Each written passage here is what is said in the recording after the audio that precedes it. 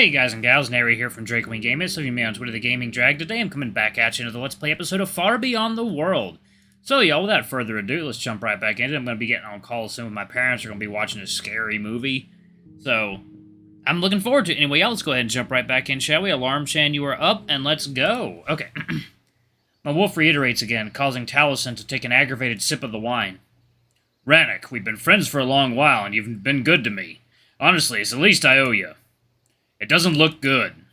He shakes his head and Ranok tilts his. What doesn't? The how. The wolves are not happy. Our villages used to live off small-scale commerce with the locals across the tree line, but that's all gone. Now we play a role of unpaid overseers on the impoverished burrows, extorting whatever crops the big wolves demand. It's not a way to live. Between that and our sentry duties, we're constantly harassed by small-time Lapine brigands. What? Ranok sounds shocked, and Taliesin crosses his arms mockingly.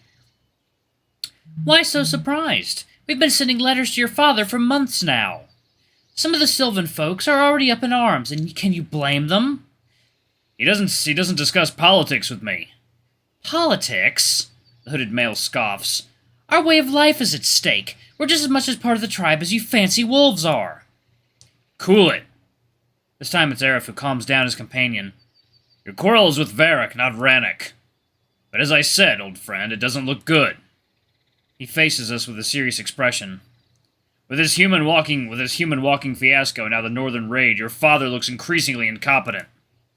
You see, they blame us for your little pet's arrival, but there is no us, is there? There's 18 outer packs bordering Tigeron alone, each equally adamant that they weren't the one to fail. The human has sown dissent among us. We don't know who we can trust.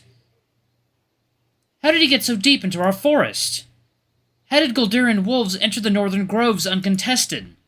Where was the alarm? Yes, the howl is going to be mighty interesting on the count of your little friend here. I can see the clear fear in Ranok's eyes as Aerith summarizes the situation. I think we've all been underestimating the far-reaching consequences of my existence. My first instinct was to brush off Aldris's screeching as nothing but fear-mongering, but there might be more merit to her arguments than any of us were willing to concede. You really think my father could lose his seat? I don't know. The gruffy male shrugs. I'm not a soothsayer. For that, you'd have to ask Varissa. But I wouldn't assume things would go on as they did so far, as if nothing happened. Should it come to a vote, you have my confidence and support, that I assure you. But it's you, not your father, who has my loyalty. Aerith, you know I respect your opinion. Which means you'll attempt to change it. Taliesin pipes in yet again, but Ranok ignores him. I would never try to sway your vote, but ask you to consider this. Should my father's position come into question, there has never been a chief as young as I am. Voting for me, you'll simply be giving up the wreath to someone else. Or perhaps I would be signaling to the others that there is another choice. Aerith states coldly. Where does it say that the chief cannot be young? We need change. We need fresh blood at the helm. The way things are, the wreath would simply go to Vithir, almost uncontested. You and I both know that those old-timers are playing a guessing game with who wears the damn thing half the time anyway.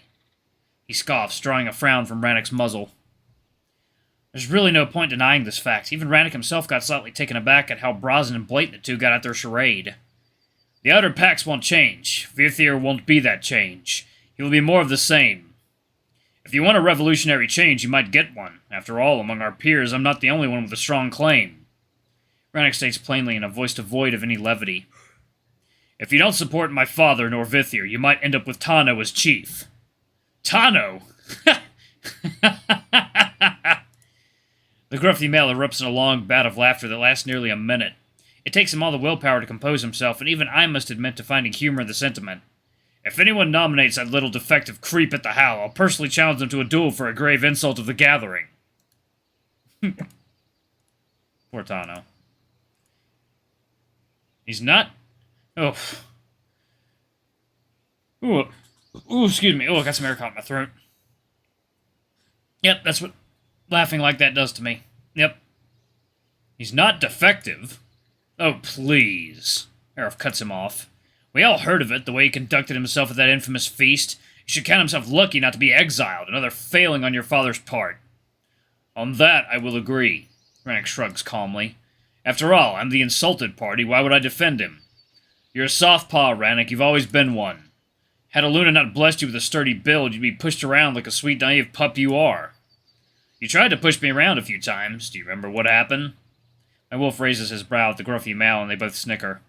Aye, you rang my head like a damn tigery bell. Ha! Then trust me when I tell you I'm not being soft. Ranok grips his pendant tightly and looks to Aerith with deadly determination. Do I have to swear on my moonstone for you to believe me? I dislike him for other reasons, personal ones, but I respect him as a wolf and a fellow alpha. Okay, if you say so. The gruffy male bops his hands up in a playful surrender, but still, his candidacy would be a joke. Not with Aldris's and Dran's backing. Now that would be an erotic twist of fate I'd gladly see. Great Aldris, unmaker of chiefs, paving a way for Tano's ascension. He scoffs nastily. Ascension, assassination, not much of a fucking difference, is it? I'd say it's grotesque and in very poor taste. Taliesin sneers, causing me to ponder their words. It's just another proof against Tano's character. If he's fine having anything to do with that murderous wench, he's worse than a tail raiser. He's an honorless scum. At that, Ranok falls silent and looks into the pit. His expression is strained, almost as if hiding some deep pain.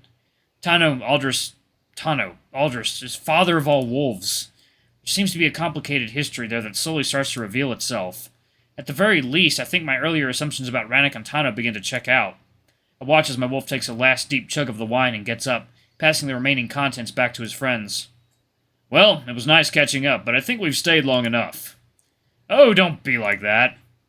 The gruffy male waves his paw at him, clearly thinking Ranok took offense to his words. I won't deny I'm not entirely comfortable with the conversation, honestly, right? Honesty, right?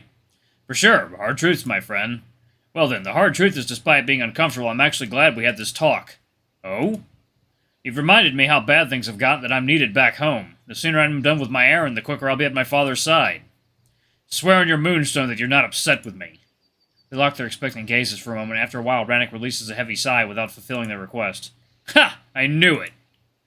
Aerith raises to his feet, patting Ranok's shoulder merrily. Next time we see each other, you'll get to throw the first punch, eh? You really sure about that? Last time I got somewhat serious, and I've accidentally dislocated Dreyer's shoulder. Ha! Dreyer makes Taliesin look like he's made of granite. Hey!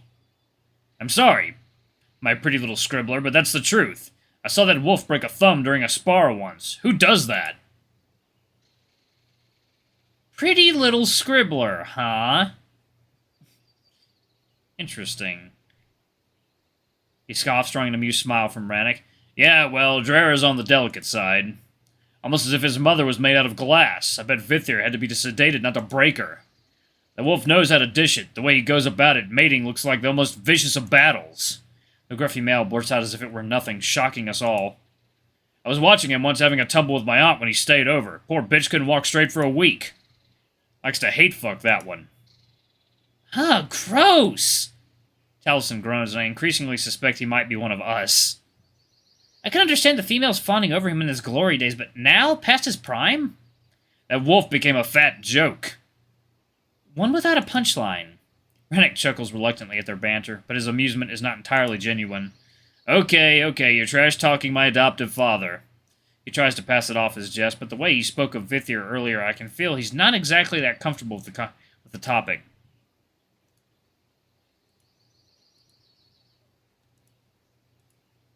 Hard truths, my friend, you can't escape them. Aerith reminds him, and Ranok nods reluctantly. But yeah, I understand your pain. I love getting serious from time to time, but Tally here is a bleeder. I punched him once during a spar, and he ended up coughing blood for an hour or so. It wasn't funny. I thought you popped one of my organs. The scrawny wolf grumbles uncomfortably. Oh, I'm sorry. When you were being invaded, I'm sure the foreign wolves will be mindful of your low pain threshold. See? You'll be glad to be rid of me. He dons his testy tone, and it's hard to tell if he's teasing or not. Oh, come on, Tally. I don't want another fucking pup. I'm happy with my fragile little flower. I'll even let you scratch that itch and draw me naked like one of your Anwin wolves. It was an anatomy study, you idiot! Taliesin blurts out in embarrassment, and I barely contain a chuckle. God, you're so embarrassing! Fine, I'll let you study my anatomy as well, but nothing too exciting. I'm saving up for my mistress, and she's a thirsty bitch. The gruffy wolf winks, and Taliesin throws his paws at Ranok. See what I have to deal with? I really missed you guys. Pity you don't come around anymore. Yeah, well, duty and all. Aerith shrugs, but quickly brightens up. With the Howl coming and this fool transferring, you'll see more of us soon enough, though. Tell Vul I want a rematch. Your collarbone wasn't enough? It was raining and I slipped. It looked more like he sent you to the ground. As if you would know anything about combat. The gruffy male issues a growl in protest. This time I swear I'll hand his ass to him. I mean, look at Ranok. If Dandy Boy over here can beat that lunatic, so can I. I won against Ranok. Only stands to reason I should win against Vul. Flawless logic, as always. Remind me, why are you the alpha? Oh, right, your daddy. That's a slightly low blow. Ranok takes the comment somewhat personal, and I raise my brow. I'm teasing! I don't need you to get your balls in a twist just because your daddy is a chief. How is it that you two can crack so many defective jokes without batting an eye, but when someone implies you might be getting a bit of a preferential treatment is crossing a bridge too far? Because we fucking say so. Arif states sternly, but noticing Talison's defiant gaze, he softens his expression to a cheeky grin. Besides, those were no jokes. I'm a wolf. I'll breed whoever I damn well please, and that's none of no one's business. If you like a little bit of this, I'm happy to give you a taste. There's plenty of air to share. He points to his groin with a toothy smile, causing the scrawny wolf to roll his eyes and fluster. But I'm saying I'm not deserving of my position in the tribe. But saying I'm not deserving of my position in the tribe, that's an insult. My father is a bitter prick, and he wouldn't have given me a crumb from his table, had I not earned it twice over. All right, jeez. Taliesin finally concedes in an indifferent tone. The show of self-worth you two make of yourselves. You wouldn't understand. You were born a nobody. You make your own path, with no famous parents to dictate which road you need to take. Gee, thanks. You have such a way with words. As much as I can somewhat empathize with your sentiment, I don't think it's wise blurting liberal stuff like that around. Oh? And what's the old man gonna do? Arif asks dismissively. Banish me, his most capable wolf, his son and her heir nonetheless, just because I buggered a friend? I don't think so. And you don't see that as preferential? Taliesin scoffs. What about the other wolf? What other wolf? The one that would have been caught with you. Well, that's their problem, isn't it? The gruffy male snickers, scratching his nose. Can't go running around saving the entire world from its bad choices. If you want to taste the forbidden fruit, there's always a risk involved, and that risk makes the fruit, oh, so much more sweeter. Pragmatic as always, Ranok snorts in amusement. And charming.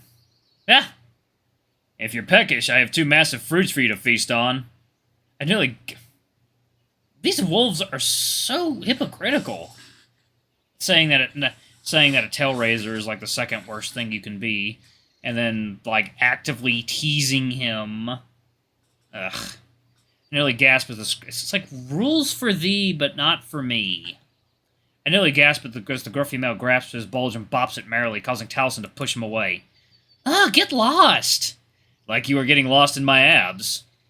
Eyes up here, my dainty little flower. Look, even if I swung that way... Finally, Taliesin put some playfulness into his voice. Who in their right mind would want to end up with a prick like you? Scrawny little cock teasers who enjoy getting pricked by a stronger male. Seems like someone I know. Arif winks, drawing another blush from his friend. Right, as much as I enjoy your little courtship, I really must be going. Ranok says through a soft, embarrassed laugh. For someone as flirty as he seems easily flustered when witnessing other people's crude advances. We might not see each other on your way back, as we're due to be relieved soon, so... Until the howl, friend. Until the howl. Ranok nods and they lock their arms in a brotherly fashion. And I'll see you on the equinox. Taliesin utters, taking his turn embracing my wolf. Until then, Tally. Wanna get high? I don't know what's going on. Ranok smiles and with a soft push of his paw guides me away. As we proceed to leave, I pass next to the gruffy male. He suddenly pounces in my direction without making actual contact and I stumble. Rah! Ah! Issue a girlish yelp, jumping to the side in panic. Even if I wasn't startled, seeing this hulking, bruised, and still blood-stained wolf extending his claws at me would cause my heart to skip a beat. The fuck? Ranok looks back in bewilderment. What did you do that for? Sorry, wanted to check if he's not a mute. Ha! Arif laughs and I shuffle away from him. He's got the same set of lungs on him as Tally does. They even share the skewered pig mating call. One of these days, I'm going to smother you in your sleep. The hooded male grumbles, giving me a soft apologetic gaze as I carefully pass them. I rejoin Ranok at his side and we take our leave, with the wolf waving at his friend and met with friends without turning back. They're quite the characters. they say, once we're clear out of the earshot. I can't decide if I like Aerith or not, but Taliesin seems alright. Do you think they're actually into each other, or was it all just silly talk? The wolf does not respond, continuing to walk brutally at a quick pace. He seems buried in thought, his expression betraying some deep concern, and I resigned myself to simply following in silence. I mean, he was just told flat out that his father might be a chief no more, and considering how unpopular Vithir actually is, the whole situation spells trouble. In truth, this showcases perfectly how detached that village became, not only from the wider world, but the forest itself. Everyone I've met was convinced Vithir had plenty of support. It must be odd to be met with the cold reality of things, and it's clear Ranok struggles with it. I can understand that after an assassination attempt, they made a purge in the village, but removing all the dissidents, that might have had an unintentional side effect. The chief and his advisor effectively created a feedback loop hidden inside a bubble of their own making. With only their supporters at their side, whatever they do is met with immediate approval, even if the wider society doesn't seem all that receptive.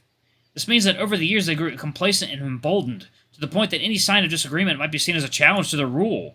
I can't believe I'm thinking this, but perhaps Aldris isn't entirely off the mark here, especially with how Vithir seems to be seen as a grubby wolf lining his pockets at the tribe's expense. This is all indeed quite troubling, and just as I'm trying to process all of this newfound information, I can see Ranok is attempting the same. Alright, y'all, I'm going to go ahead and pause it right here. Thank you all so much for watching. Don't forget to like, comment, subscribe, ring that notification bell. Leave a super thanks for a tip if you can, it always helps. Until the next video, I love you all. I'll see you next time. Bye-bye!